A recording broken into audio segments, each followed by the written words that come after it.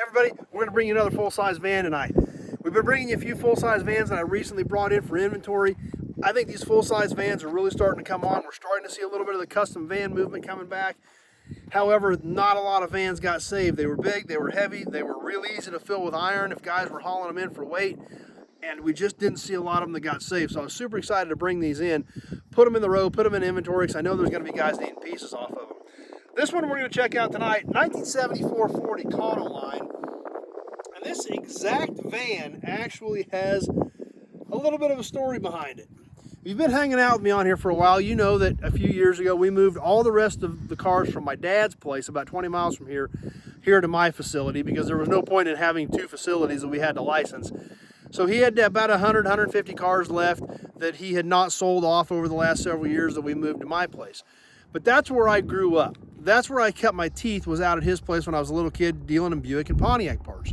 So be sure to go back and check those videos out if you missed them. Like I said, they're from a couple years ago, but a lot of cool stuff as we were moving those cars and cleaning his lots up and moving them here. Back in the 90s, you know, when we would go out there every weekend to work, late 80s up into the 90s, we'd go out there every weekend, we'd work, we'd sell parts, pull parts, things like that. This van right here, this 1974 Ford Econoline, was an old plumber's van that my dad had bought, and we actually used this van for our tool van out there at his place 30 years ago when we would go out there and pull parts on the weekends. So he sold this van off. It went through some other owners, and I ended up buying it back here recently. So, and is it the exact van? Yes, it is the exact same van. There's several things on it that I know 100%. There's no doubt about it. Dad was with me when we bought it. No doubt whatsoever, this is the exact same Ford Econoline van that we used 30 years ago as a tool van. So let's take a look at it and see. These early Econolines from the late 60s, early 70s had this big flat grill in them. While we're up front here, we'll just take a peek under the hood real quick. Somebody already pulled the radiator out of this, but we do see the small block Ford still tucked well back in there in some pretty cramped quarters. So we'll come on around this way. We see it's still got the Econoline 300 badges on it. This was a little heavier duty van.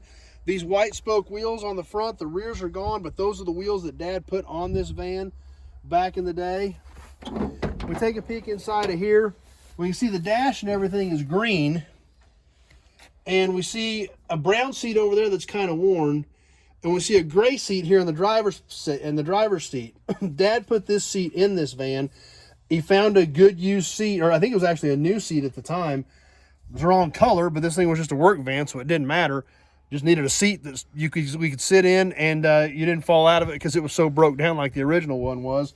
So it got a gray seat, even though everything else is dark green in here. We see our build date right here, date of 12 of 73, identifying this as a 74 Ford van. And like I said, this thing was a workhorse. I believe it was a plumber's van when Dad bought it. We used it as a tool van. And then I think the guy that he sold it to, I think, did flooring or something with it. So this thing was a workhorse for years, just like all these vans were. That's what these vans were for, was workhorses. They used them up, they wore them out, they filled them with iron, and they crushed them. So always glad to get some of these in. We can see some typical rust coming along down the sides of the body on this van. No windows whatsoever in this one. I've got another one of these Econolines, same era, that's got windows all the way down the side of it. These are available in multiple different configurations. We come around the back.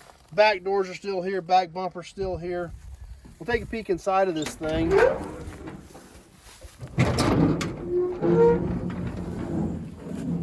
Now all this junk has been piled in here over the years between when we had it and when I got it back.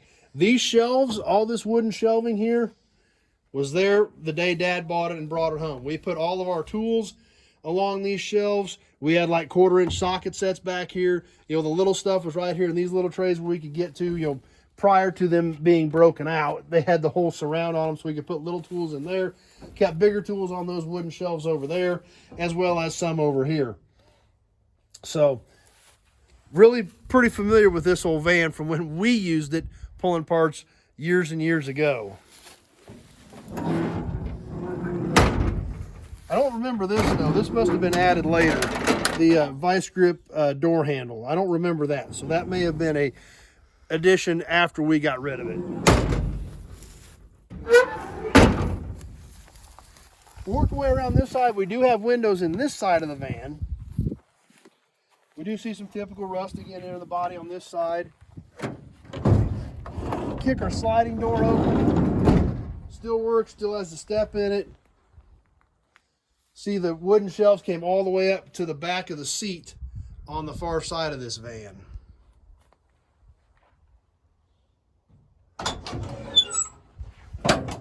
And over here, there again, kind of just the same thing from the other side. We still got our engine cover and everything here.